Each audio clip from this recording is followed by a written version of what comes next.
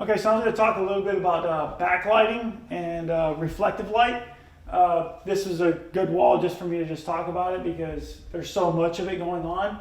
As you can see right here, there's light coming from this direction. I got light coming from underneath, and I got reflective light from the atmosphere in the back over here.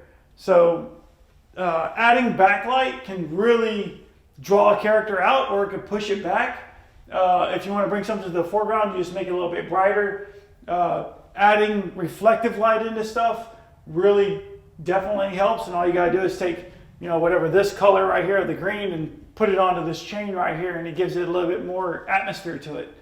Okay, this is another really good example on backlighting or reflective lighting. You see how Krang's got the lights actually coming from inside, so all the lights coming this way. I got some of the atmospheric lighting hitting Shredder's spikes right here, and then you also have reflective lighting on his arm from the inside of there.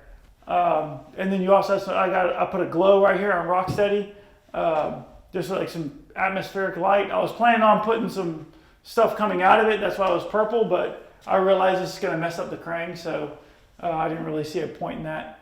But you can see how just changing the color of this from gray to this blue adds a whole lot of depth through it. Because without that, it wouldn't nearly have the depth.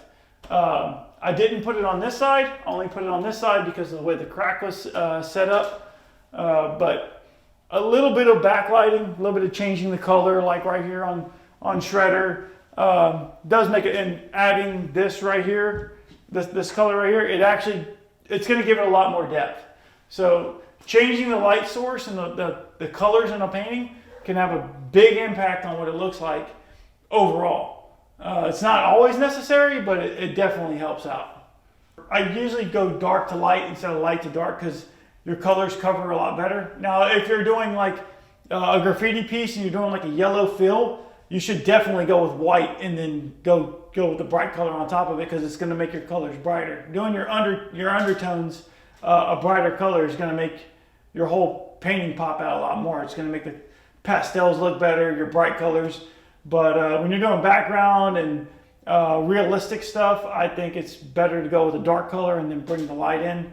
I usually start with a mid-tone and then put a highlight and then shadow, or rather shadow then highlight, because it's okay if your shadows get onto your light source, it's not a problem. But if your light source gets onto your shadows, then it looks weird.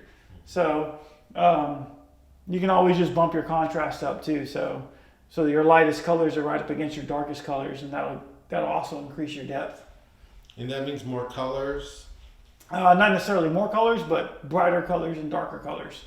So the more you bump your contrast up, the better the painting's usually going to look at from afar. Since I'm doing, whatever 100-foot walls, distance matters, but when you get close to it, your detail should matter. So the way you can do that is just play with the colors.